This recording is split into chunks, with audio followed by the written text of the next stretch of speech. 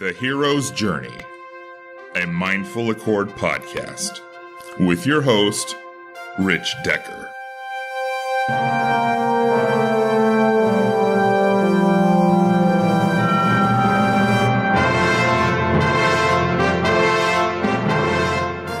Hello, and thank you for taking some of your valuable time to listen to the show. I feel very fortunate to have the guest we have for this episode, who is Karen Seltz. Karen is the founder of happinessguru.net and mindbodyspiritsynchronicity.com, which is a video interview series featuring more than 20 of today's leading experts on what it takes to lead a happy and fulfilling life. Karen is a transformational public speaker and spiritual life coach whose mission is to help women experience true joy and peace by deepening their connection to the highest versions of themselves and their higher powers. In our interview, Karen fearlessly shares some of her darkest moments of depression, addiction, and spiritual confusion with openness and vulnerability.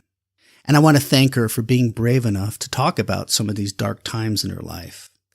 And she talks about an addiction that she suffered with for her whole life up until just a few years ago that is greatly misunderstood. And I am one of them that misunderstood it. But I gained great insight by listening to Karen talk about her story and her addictions.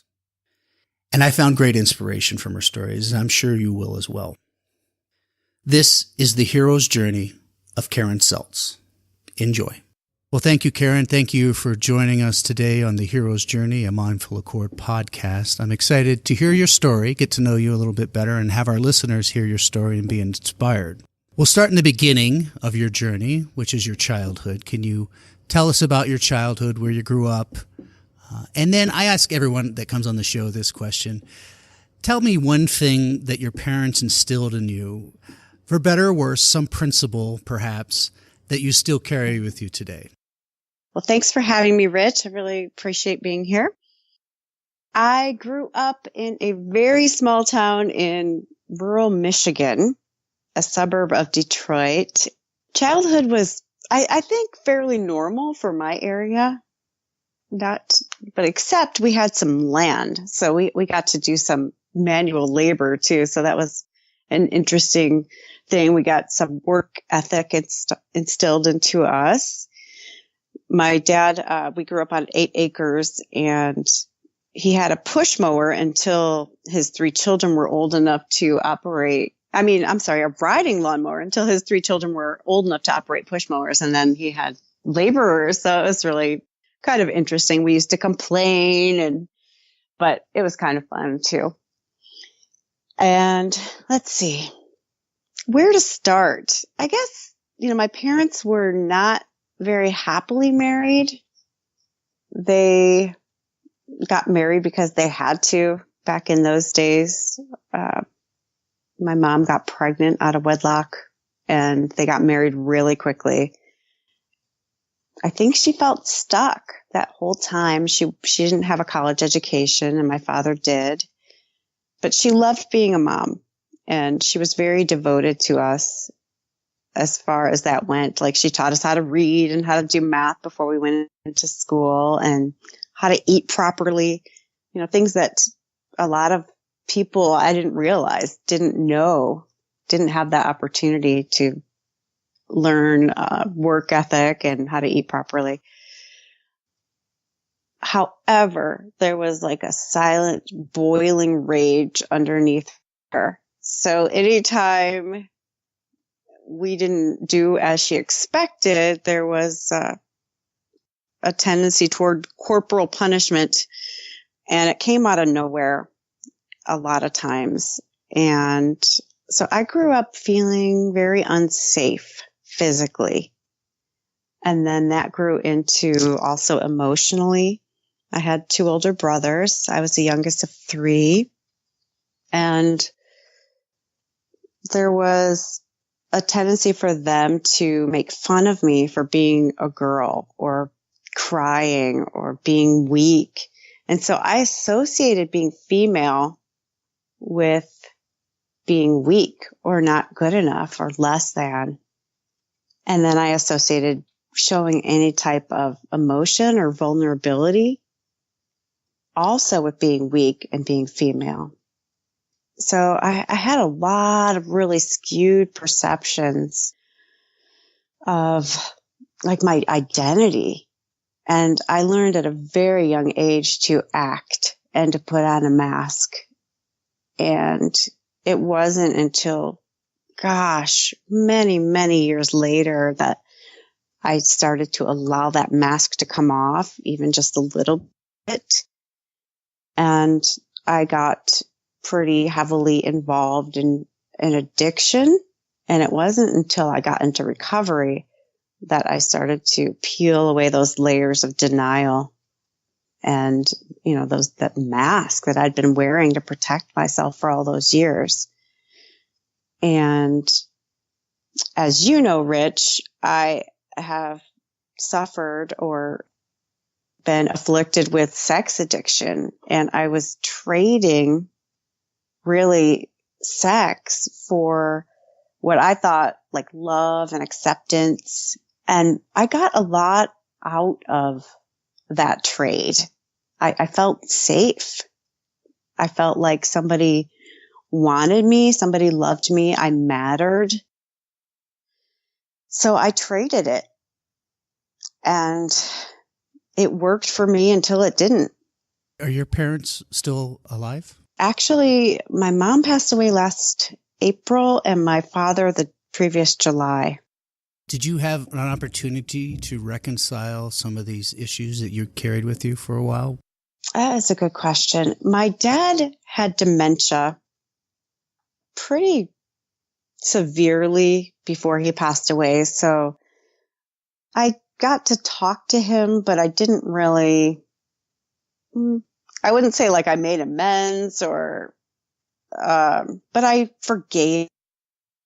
And one of the most interesting processes for me was I did not like my father growing up. I thought he was a horrible person.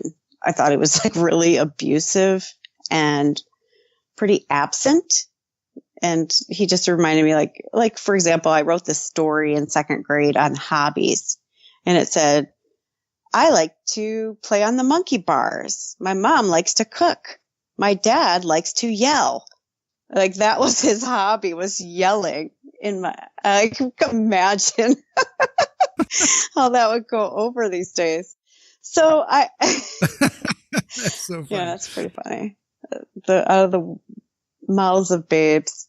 So not really with my dad. My mom had cancer, and I was able to spend a lot of time with her. We were in different states. She was still in Michigan. I was in Arizona.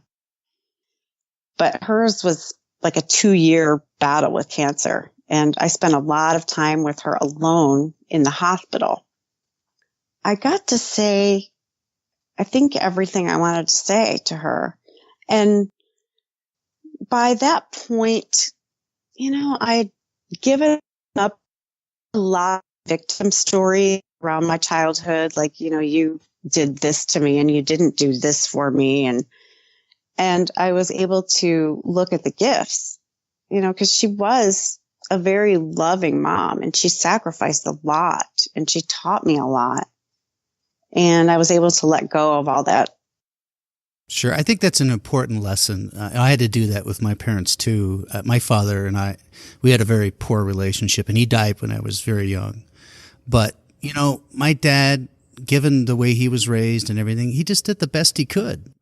I can't, if I keep carrying this years, decades later, that's my issue. Absolutely. Like we say in recovery, carrying a resentment is like you drinking the poison and expecting your enemy to die. Well, let's go back to your childhood. When you were growing up, given that situation and your skewed vision of what a female was, what did you envision for yourself? I didn't envision anything. I just tried my best to be powerful, and I became very physically strong and very fast, like a fast runner. So, and it was survival because I had 2 older brothers that were physically abusing me. And so I learned how to do guerrilla warfare, essentially disable my opponent and run like hell. So I was a good fighter and I was fast. So I tried my best to not get hurt. But I thought the world was a very unsafe place. Now, were your brothers, do you think that they were just being brothers, or were they actually abusive to a point of hurting you? Oh yeah, they hurt me a lot. And then there was the things, like the water torture, where they would get on my chest and like tap on my forehead for an hour or tickle me. And those things, although they weren't necessarily painful, they were like mentally torturous, and that's being brothers, but it still has an impact, and it made me feel powerless. Like, cause I couldn't get up. I couldn't do anything if they got me pinned. And you couldn't turn to your mother? I don't know where my parents were during these things. Like, I think my parents used to go out a lot, and at some point they let my brother babysit us, and that, he was not equipped. He was extremely immature. What's your relationship now with your brothers? My middle brother passed away a while ago. And then my older brother, it's sort of distant. We're very different people, but it's loving and I would say respectful at this point. You weren't sure what you wanted to be when you grew up. You're kind of directionless. So what did you do when you got out of high school? So when I was in high school, all through high school, I really had my eyes set on becoming a doctor. I was really good in school, and I'm not sure why I was drawn to that. Maybe money, power, probably prestige. But then I started waitressing to pay my way through college.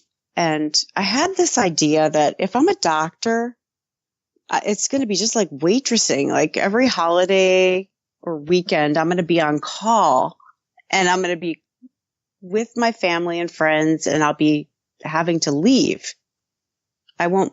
And I thought, well, family is more important to me than this particular career objective. So I changed my major to international business because it sounded sexy and I was good at language. So I thought I could travel around and do international business. Did you know what is international business? I'm not entirely sure. So if somebody has an operation in other countries or they want to expand their market to another country, you would go and handle those types of things or train their employees or all kinds of things. But that never happened. I never went for that. You know why? Why? There was always a guy that I didn't want to leave for. In college, I had the opportunity to study for a semester in Barcelona, 4 months, I believe. And I did not want to leave my boyfriend, so I never went. And that happened to me repeatedly. I created that over and over in my life where, I had opportunities to leave and just travel. And I never went because of a man. Now, were you seeking love and acceptance and you never got it? And I had a really big lack. No, I got it, but I had a lack perspective. I thought if I leave this person, he will find someone else. And then I'll never find anybody like that again. Nobody will ever love me that much again. It's interesting how we can think that way. I mean, there's 7 billion people in the world. I mean, there's got to be somebody, right? but we don't see it. We don't see it. Yeah. And you graduated college, and then what was your next step? What was the next part of the journey? Oh, I had several jobs. I got married, right, about a year after college, and it was pretty ridiculous. It was a guy that I met when I was volunteering at this Christian organization. And I thought, oh, this is God. He brought this guy to me. I got engaged in 2 weeks. And then I got married in 7 months. So I did not know this person at all. And we turned out to be extremely incompatible.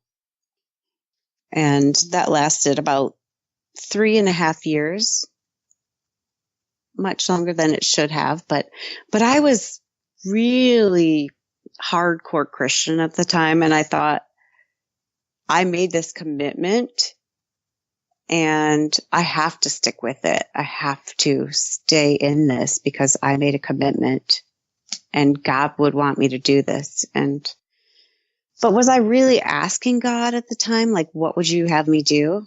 No, I was going by some ancient textbook and what, the men in front of the church were telling me was right, not what I thought was right. And finally, I just decided, I'm like, I just, as a sex addict, this, this person did not want to have sex with me. So that wasn't working for me at all. Not at all. And I started to go outside the marriage and, get my perceived needs met, which, is not very Christian-like. But it was so funny how I justified that. Like, well, I have needs and he's not meeting them. And God wouldn't want me to suffer, all kinds of crazy justifications. And finally, I just said, you know what? If this is wrong to divorce, I can live with that, but I can't live without passion my entire life. So I left. What were you doing for your career? For my career, I was working at an international training firm. So I wasn't traveling, but I was selling language and cross-cultural training to corporations that were doing international business. So it was in line with my original career goals. Now, you went from the loveless, passionless marriage. Now, do you view it that way now? Yes. It was. Yeah.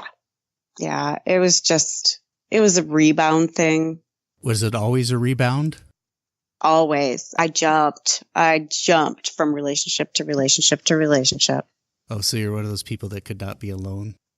No, never. Because for me, being alone meant that I was unlovable and that nobody wanted me and that I didn't matter. I made up all kinds of stuff about that. Why do you think you chose sex as your addiction? Why did you, not chose, but, well, maybe. Tell me your thoughts on that. Why did that? Because, it could be alcohol or drugs or anything. And for many people, and I include myself, the sex addiction thing it's challenging to understand. Yeah. Sex for me, it started kind of at a young age. It was how I started to get acceptance and to get noticed with men. And me thinking I was less than men, I thought I needed a man's approval to matter, to kind of justify my existence. And my dad never sexually abused me or anything, but he sexualized me. He made me into a sex object. Like he would tell me, oh, you look sexy in that. Or, men only want one thing, so you better be careful. And, just really inappropriate comments. And I always believed that men only wanted one thing. And if I don't keep them happy in that department, they will look outside of this relationship.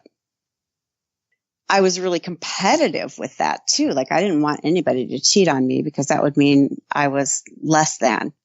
I wasn't good enough. So I was really like an overachiever in relationships. Can I ask you a question? And it just came into my mind. Do you think your dad, did he not want a daughter? I have no idea. I think my dad was a sex addict is what I think. Oh, you think? Because that seems like a very inappropriate thing to say to your own daughter. I couldn't imagine saying that to I don't have a daughter, but I couldn't imagine. It just seems inappropriate. Right. Yeah. My dad was a bit of a player when he was younger. Yeah. I don't know. I can't say for sure, but the things that he said to people were extremely inappropriate and very sexual. And he would try to talk to me about sex, like, your mom has nice breasts. Only he wouldn't say breasts. I'm like, that's just gross. It's like not what any kid wants to hear. Are you able to confirm that he was a sex addict, or you don't know? No, I don't know. I could probably talk with my brother. He might have a little more insight. But my middle brother, the one who passed away, was definitely a sex addict. I mean, he was a big player. That's interesting that it's more than just yourself. Yeah. I have a friend who, I won't name him, but his dad seemed like a normal guy and everything. And then when he died suddenly, just at a heart attack all of a sudden, but then when he died, they uncovered all this strange sex behavior that he was engaging in, like S&M. I don't want to say it's strange, do whatever you want, but for most people that type of behavior is a bit odd. But he had this whole secret life that neither he nor his mom had no clue, zero. Wow. Yeah. Yeah, that's, when I'm in the rooms I go to SAA, Sex Addicts Anonymous, I hear all kinds of stories. So you got divorced. You were working at this company. What was the next step? What did you do? I made this decision that I wasn't going to let a man keep me in Michigan any longer. So I made a decision to move to Arizona, where I have an aunt and uncle. So a little bit of a safety net, but I really wanted sunshine and warmth. I was so done with the cold and gloomy the clouds. So then I met my second husband in Michigan, and we started dating, and he was great for my ego, just great for it. He was really, really gorgeous and really intelligent, well-spoken, funny, all those good things. Had a great job. Had 2 houses, just great for my ego. And at one point I'm like, I'm moving to Arizona in the fall. That was my plan. And he's like, okay, whatever. And we kept dating, and fall came, and I'm like, well, I could wait a few more months. And so in my head, I'm like, so he gets a little more attached to me and won't want to be without me. And in the meantime, I'm becoming indispensable to him.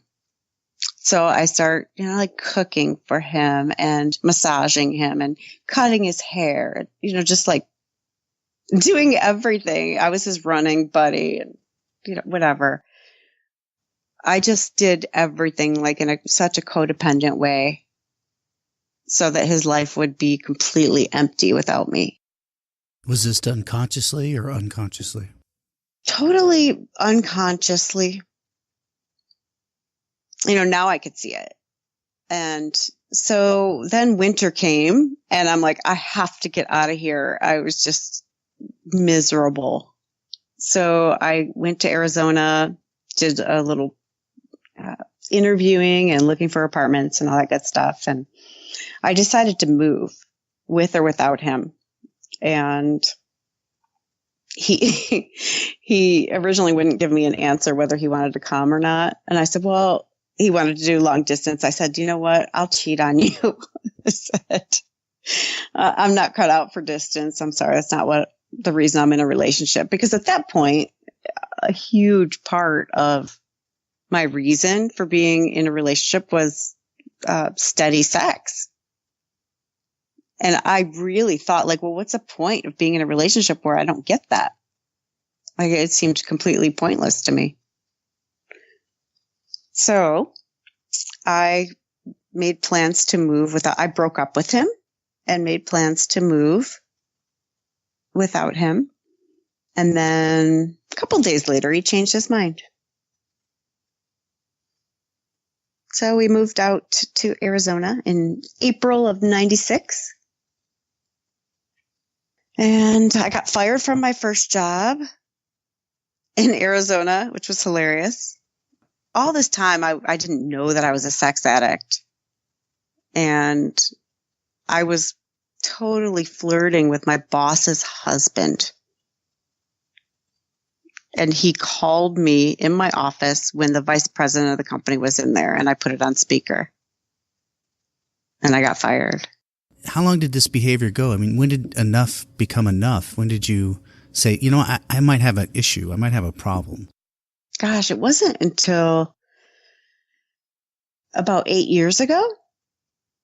So it was something I used, and, you know, I might kiss somebody else when I'm in a relationship, but I rarely slept with anybody else, only sometimes. Isn't that hilarious? Is that you rationalizing? That's how I used to think. Like, I never even thought that I might be. And, you know, I always had reasons if I did it. Always. You know, there was always some kind of justification. And that's how the addict mind works. So after my ex-husband and I were married for quite a few years, we were married for 9 years. We were together 11 before we had children. And then our relationship started to go way downhill. All those things that I had created myself to do for him so that he would never leave me, I was unable to do them because I was exhausted because I had a baby. And then he became another baby because I wasn't doing all those things for him. And so we just spiraled out of control. He turned to alcohol. And after our second child was born, she had special needs and needed tons of extra time and lots of doctor's appointments. And when she was about to have surgery, like a big skull surgery where they took her skull out of her head and reformed it and put it back in, I started acting out with my massage therapist. And then I just went crazy from there. And it was like an escape from my home life where I had no control. I couldn't control my ex-husband anymore. I certainly couldn't control what was happening with my daughter. And I felt powerless again. And for me, that sexual part, like seeking partners especially, gave me power. Like I choose you. And I was like the predator. That's how I describe myself. Like I would select people. Like if guys hit on me, they were out. They were not a challenge for me. I had to do the seeking. And the more unavailable they were supposed to be, the bigger the conquest for me. When did it change from feeling like a lack to being a predator? How did that transition occur? There was a snap in my brain when, well, I had the special needs daughter, and then we had a nanny. I adored her. She did everything, and she loved my kids so much, and she would clean my house, and she would cook, and she was just amazing.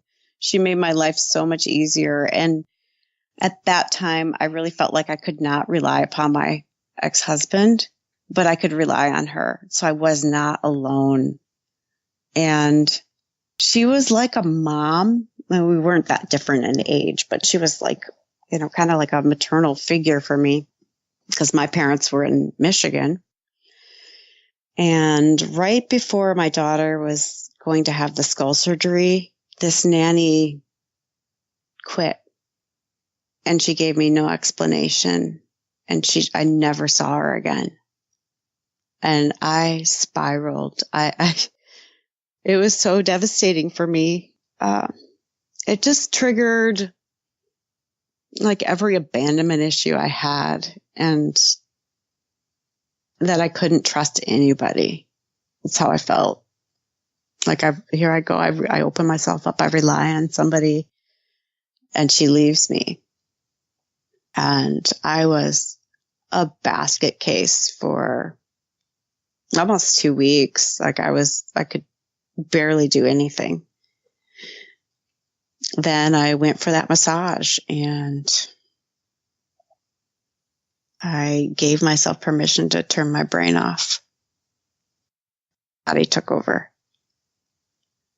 And I spiraled from there because I tasted this new sense of power. And then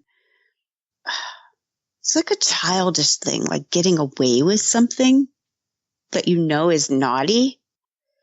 And I felt like I was getting away with something. And at that time, I really had hatred for my ex-husband because he was not helping me with the kids. And he was demanding from me, and I didn't have anything left. And at one point I told to him, like, we both had suffered from depression in the past. And I told him, I said, I'm sinking. I'm going underwater. I need help. And he let me drown. So that was my justification. Like, well, I told him I was drowning, and he did nothing to help me. So I used that to justify. And he had an addiction to pornography. So I used that to justify my behavior. Well, he's not faithful to me, technically. Or I don't know how I justified it, but somehow I did. And then I started adding more and more partners.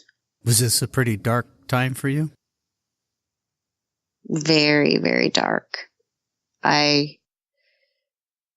Up until that point, I was fairly successful in my job. And once I had my first child, I was in sales, and I cut back when I had my first child from working outside the home like 4 days a week to 2 days a week. And I was able to maintain my income. It was the same. So I think that was pretty good. And then once I had my second child and I started acting out, I started doing it on those days when I was supposed to be working. So my career, my income just plummeted, and my self-esteem just plummeted. I mean, it was in the toilet. And it wasn't until years later that I uncovered that I believed at my core that as long as I was doing what I was doing, that acting out sexually, that I didn't believe I deserved anything good. And it's been a struggle to get that back, that sense of worthiness. Like I deserve to be abundant. The money piece. And I deserve love, and I deserve respect. So that part, has been like a work in progress, really. You're still on the journey. I am. I'm on the journey. Yeah. Could you explain to us, or explain to people that don't understand addiction? I mean, we all have addiction, one form or another, but most people don't have addictions that harm or cause them a great amount of pain in their lives and the lives of them around. What was at your lowest point? Could you describe that? Yeah, I had so many low points. The first time when I admitted that I was an addict, I would say I was not at a low point. I just got caught. I got an STD, and I had to tell my ex-husband. And so I basically got caught. I had to tell on myself. And so I was going to meetings, and once a week, I was a tourist in the program, essentially. I didn't want to do any of the work, but I would show up now and then, make an appearance. But years later, about almost 3 years ago, I started acting out with this guy that I philosophically could not stand. He was what we would consider to be like an awful human being by most standards. I became addicted to this guy, and I tried to change myself because he would get mad every time I would speak, because we were so different. Every time I would speak, he would get like all pissy with me and not threaten to leave, but basically I wouldn't get my fix. So I was trying to either not speak or to figure out what he wanted me to say and to say it. And I was changing myself just to try to get my fix. And I'm like, oh gosh, am I becoming like this guy that I can't stand? And I could not look at myself in the mirror, but I was so addicted to this guy and what he could do physically that I was willing to do it. And I just started to hate myself so much. And at that time, I hired a life coach. And the life coach said to me something so simple yet so profound. He said, if you want anything different in your life, you have to stop the addictive behavior. And I was like, well, why didn't I think of that? Like, duh. And then at the same time, I was in so much denial. I was with my sponsor at lunch, and I was just hopeless. I said, I am so deep in this addiction. I don't see how I can ever get out, because there was a big part of me that didn't want to stop. Like, I thought I needed it to survive. And he said, well, that's okay. He's like, well, what do you think it's costing you? And I said, I don't think it's costing me anything. I just think I'm in it. He said, well, okay. Well, would you be willing to go home and make a list? And I said, sure. So it was in that process that, first in my infinite wisdom, I said, but it's going to be a really short list. So at number 33, I uncovered that it's costing me everything. And that was the belief I spoke about earlier, that as long as I'm acting out, I don't think I deserve anything good. So I was self-sabotaging in every single area. I was asking my mom for money because I couldn't pay my bills. My relationships, I had no relationships romantically because I was acting out. That's all I had. I wasn't even dating. I was just meeting people for sex. That's it. Because I didn't think I deserved even somebody to buy me a cup of coffee. I didn't think I deserved that. And what I told myself was, I don't want that. I don't want that. I don't need that. That's, I thought that was needy, or I thought I was in the power seat, the driver's seat, I should say, by just getting sex. That's it. So you were in the program, you started going to SAA, but you were still, just as you said, you were or what did you call it? A tourist. When did you stop becoming a tourist? Yeah, so it was that time. It was July 15th, 2015. So about 3 years ago, that my sponsor at the time had asked me to make that list of what it was costing me, and I hired a life coach, and I made a commitment at that point to do complete abstinence. I also had met a guy that I liked for more than sex, and who seemed to like me for more than that. So I decided that it would be worth it to get healthy. So I made a commitment. And so I told this guy that I had already acted out with, that he was in AA, so he understood addiction somewhat, that I was a sex addict, and that I was out of control and I needed a period, like a reset. So I told him I was going to take at least 30 days with no contact, because if I had contact, I would try to manipulate him to get sex. That's just how I worked. And I was good at it. Very good at it. So he agreed to that. And I said, you do whatever you want to, you date, you do whatever. Don't wait for me, but I will not contact you. Please don't contact me for at least 30 days or wait for me to contact you. So he didn't contact me and I didn't contact him for about 45 days. And then I started dating that guy and we ended up having a relationship for like a year. And it was, good and bad. It was a learning experience because it was the first time I had dated sober-minded in a really long time or ever. Can you help me and anyone that listens to this understand? Because, we're wired to procreate, right? Our genes are wired to make more of it. So that is such a primal driving force in any species life. How do you handle, how do you manage that temptation? How do you know what's healthy and what's unhealthy? That's a really good question, because it's like a food addiction. It's like you don't want to stop eating. You can't. And sex is the same thing. In and of itself, it's not bad. It's just the way we use it can be very unhealthy. And for me, it was taking over everything. I would rather do that than anything else. And I was sacrificing things. In my program, we define our own sobriety. And for me, the main thing is I do not have any sexual relationship at all. No Bill Clinton sex, none of that, unless I'm in a committed monogamous relationship. And it's not with anybody else except my partner.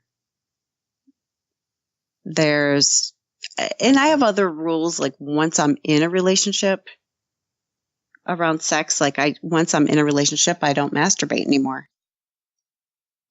And it's interesting. Like right now, I haven't been in a relationship in over a year. So I am able to masturbate. If I were to use pornography and masturbate, I would consider that to be acting out. So it's a slippery slope. The whole thing is. And, I've dated a little bit in the last couple of months, and I have a dating plan. For example, I don't kiss before the third date because I confuse physical intimacy with emotional intimacy. So you took this and you're starting getting healthy and you're starting feeling better. What led you to start the Happiness Guru? And then you have another project called Mind, Body, Spirit Synchronicity. What led you to that? Yes. Well, I've done lots of therapy in my life and gotten mixed results, I would say at best, but it takes a ton of time to get anywhere, in my opinion. And then I've hired some coaches along the way. And the first coach I hired, I remember saying to her, I cannot believe how deep you got in one session. My mind was blown. The sessions for coaching are generally 90 minutes. And in that 90-minute session, she did what no therapist had been able to do for, 5 years or something. I mean, it was years of work she got in one session. So I'm like, there's something to this coaching thing. One year I was setting my New Year's intentions, and not resolutions, but intentions. And I have gotten more and more in touch with my intuitive side.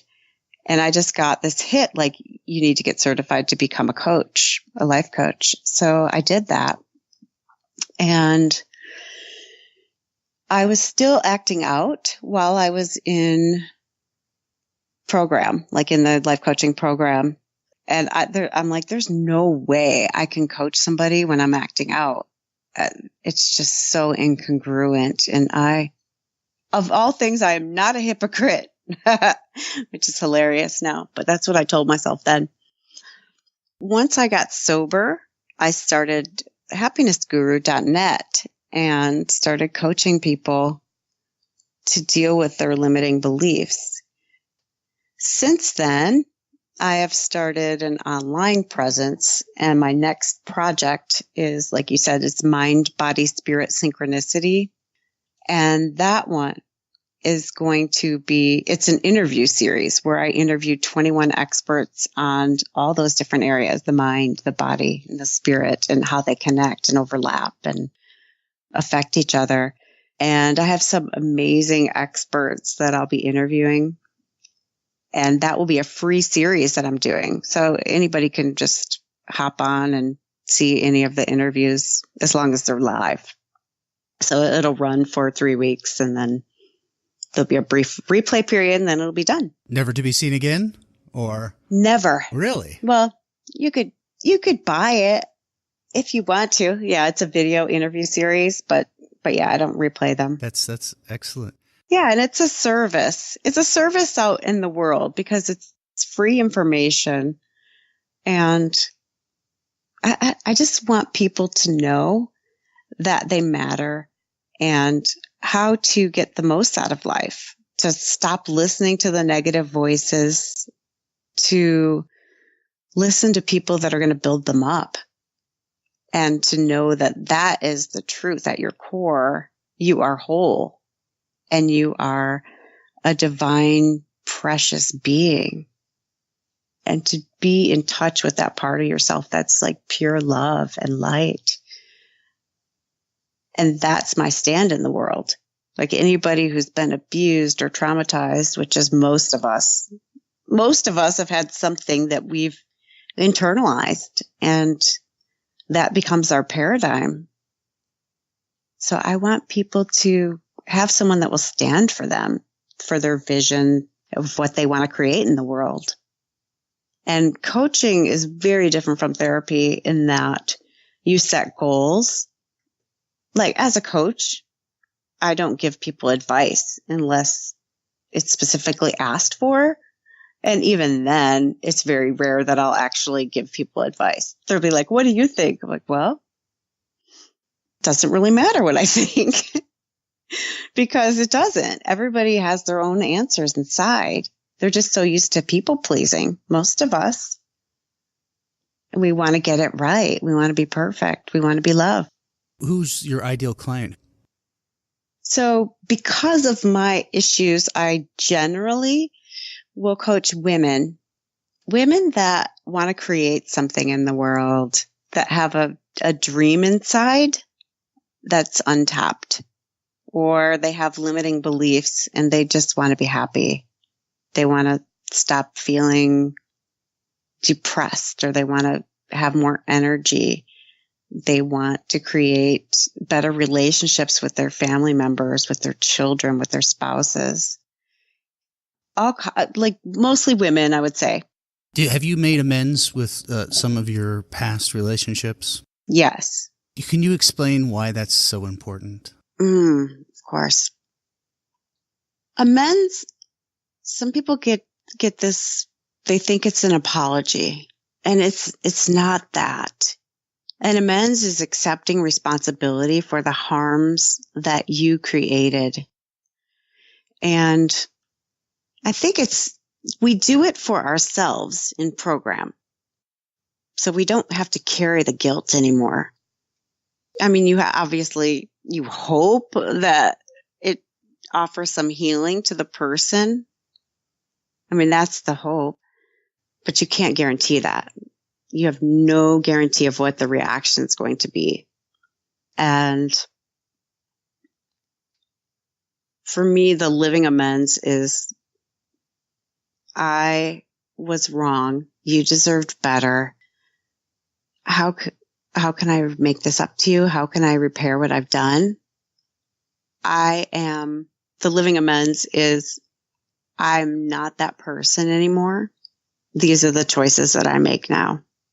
If you could go back right now and talk to your younger self, what would you say to her? Love that. I do this a lot, actually.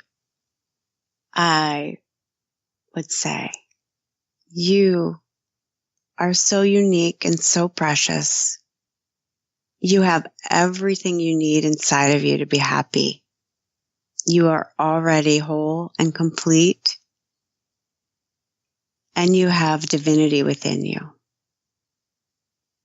You are one breath away from hearing God, one question away. God, help me. I invite you in, and you will never, ever, ever be alone. And there's not one single thing you can do to make yourself any more worthy or any less worthy. You are as you were created. Well, that'd be nice. Do you think you'd listen? I hope so. Gosh, you never know. Right. I was pretty bullheaded. To be young, right? Right? Yeah. But if I had like an adult telling me that, I might have listened, because I was, always craving that, always craving attention, positive attention from adults. And, I used to try to be perfect to get it. I got really good grades and behaved most of the time, except I like to talk a lot. So what's the future hold for you? You've got the upcoming, when do you expect the mind, body, spirit synchronicity to be up and going? So the site should be up, I would say, what's the date? I would say by July 7th, I'll have that live, mindbodyspiritsynchronicity.com. And then you'll see a video of me that will tell what the series is about.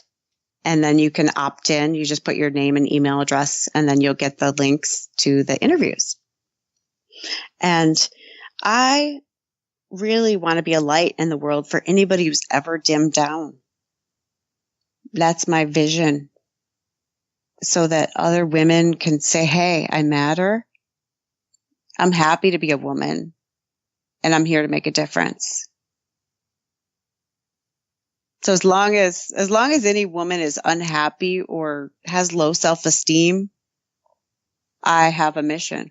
What's your view on what a woman is now, and how do you feel about men now in general? Your thoughts? I've always loved men. Well, that's obvious. It's really interesting. Like, I've never had a man-hating bone in my life, ever in my body. Never. So however, I have attracted more effeminate men because of my strength and power and forcefulness. So now I get to be in my feminine, my receptive. I get to allow a man to step up and be a man and be in his masculine, where he's able to ask me out, for example, or able to take me somewhere and pay. I get to allow that and know that I'm worthy of that. So feminine for me is more about receiving and opening up and creating vulnerability.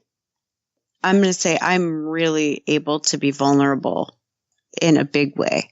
And I now see vulnerability as strength, because I held it in for so long. I thought that was strong to not cry. And when I could let it all loose and cry in a room full of men and show up, for me, that was so powerful. And I felt powerful, allowing myself to feel my emotions. For the first time, I'm like, wow, I'm not hiding. For me, that's power. Yeah, I think there's such strength and vulnerability. And I see women as they're not one-dimensional. They're all on a journey of becoming who they are meant to be, the greatest expression of themselves. And they're powerful, and they can be soft. They can be loving, and they can be harsh. And I think everything is acceptable. Every quality that we have is absolutely acceptable. And we all have triggers. I think different words trigger us. Like some women don't like to be called bitches or, I don't know, weak. Weak was one of mine. But it's okay to be weak sometimes because it allows other people to step up and to take care of us. It's okay to be a bitch sometimes. We need to get things done. Yeah, I just think everything's acceptable. Well, thank you, Karen. Thank you for sharing your story of hope with us. And it's an amazing journey. I mean, it's such a unusual thing that, many of us can't understand. And you've certainly enlightened me today on what it's like to be a sex addict. And do you think that it's any kind of addiction is almost a form of self-hating narcissism?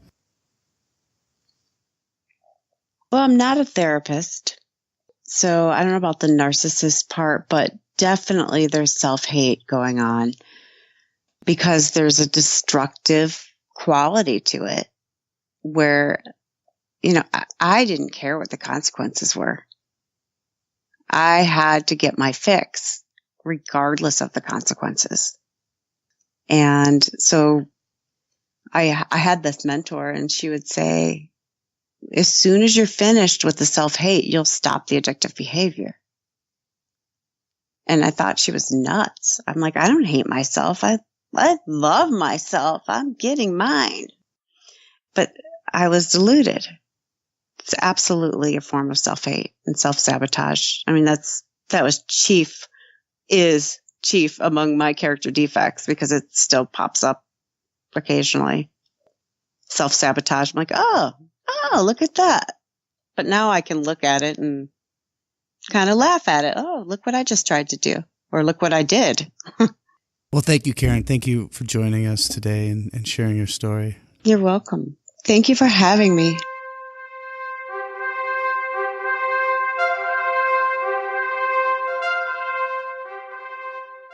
Thank you again for listening. And please leave any comments or suggestions. We're always looking for ways to improve our show and make it the best show it can possibly be. Visit mindfulaccord.com, where you can find additional episodes and you can follow our blog. We give some helpful information on mindfulness, meditation, and just ways to manage our everyday stressful lives. And most importantly, if you know of a friend or a family member that would benefit from this story, please share it with them. Until next time, I'm Rich Decker.